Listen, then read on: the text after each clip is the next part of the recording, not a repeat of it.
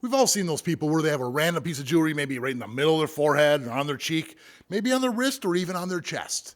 Those are called dermal anchors, and that's what we're talking about today.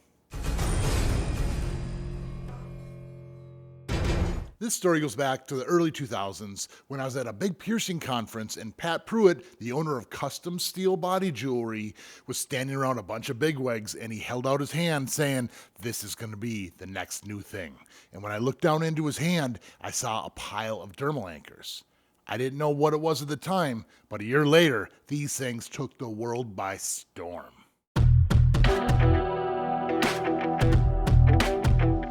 There's a lot of misconception and wrong information about the placement on what works for these piercings. Typically, people get these anywhere over the body because they say they can heal them, but that's not true. Like, you can get one on your finger here, and yes, you could get it to heal as long as you're not putting your hands in pockets, you're not hitting it, rubbing it against things. Your daily activities is a huge factor on how these piercings can heal or if they can even heal at all. So keep that in mind. If you're getting it right on your collarbone here and you have bra straps or you're wearing bags, backpacks that are rubbing up against it, your seatbelt, these are all factors and they can cause big problems. So placement in a spot that's not going to be hit, a spot that's not going to be irritated, and you'll have much higher success rate. Now, as far as the jewelry options go, it's really simple. You want to use a flat top. Don't use a prong set or a ball that goes on the top of your dermal anchor because the jewelry is going to flop and move back and forth, which will cause it to reject out much faster. Start out with a flat disc, like a bezel set like this, or just a plain titanium disc, and you'll have a much better success rate.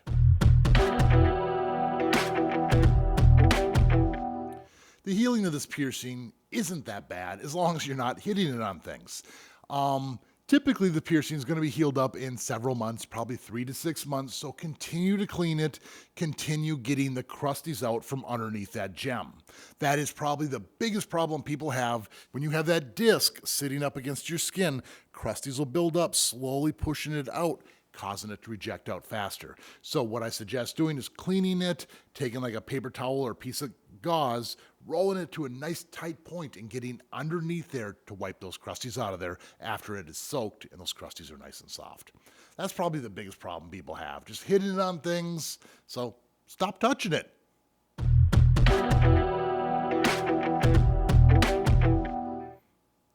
So this one gets me thinking, like, where do you suppose it'll be on the painometer? Because, I mean, you're doing a piercing, but you're forcing and kind of stretching the skin around the foot of that jewelry to get it in. It's gotta hurt. But there's all different spots on the body. We better look.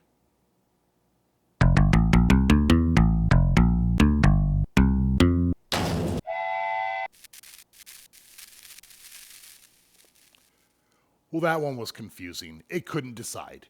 And I'm guessing, just like I said, it depends on where you're getting on your body. Some areas don't really hurt at all. Some area people say there's a lot of pressure. Sometimes people say it hurts. It's different for every person. I wish I could tell you it's one way or another, but as you can see, it was everywhere.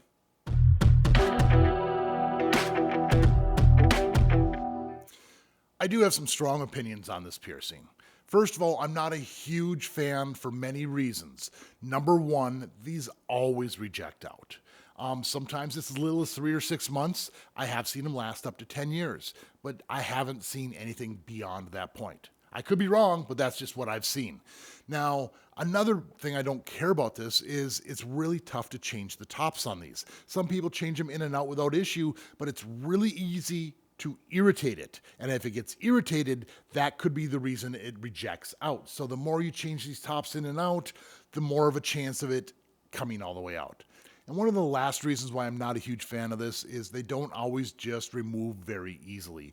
Even if it's rejecting, sometimes you do need to assist it with a piercing needle, which is a small cut to get this removed. They are anchored in there. Sometimes they come out, sometimes they don't want to come out. So that being said, they look cool, but is it worth it? I've retired all of mine. They were fun while I had them. And if you're okay with that, then I say go for it. But keep in mind, it's probably going to reject out. Now, last thing I want to say is kind of call out to some of my other piercer medical friends. Most piercings ultimately heal a fistula, which is basically like a tube of scar tissue from point A to point B. Now, this is a single point piercing. The question I have is, does it completely encapsulate with that fistula the same way a normal piercing would? I'm not 100% sure, so that's why I'm throwing this out to you guys. What do you think? Leave in the comments below. Now, if you enjoyed my video, you got something out of this, do me a favor, give me a thumbs up, make sure to subscribe, and of course, keep putting holes in your body. We'll see you all in the next video.